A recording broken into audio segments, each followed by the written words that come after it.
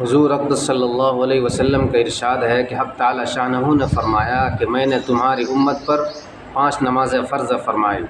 اور اس کا میں نے اپنے لیے عہد کر لیا ہے کہ جو شخص ان 5 نمازوں کو ان کے وقت پر ادا کرنے کا اہتمام کرے تو اس کو میں اپنی ذمہ داری پر جنت میں داخل کروں گا،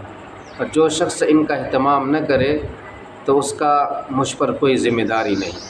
اور ایک اور حدیث میں وضاحت کے ساتھ آیا ہے کہ حق تعالی شانہ نے 5 نمازیں فرض فرمائی ہیں،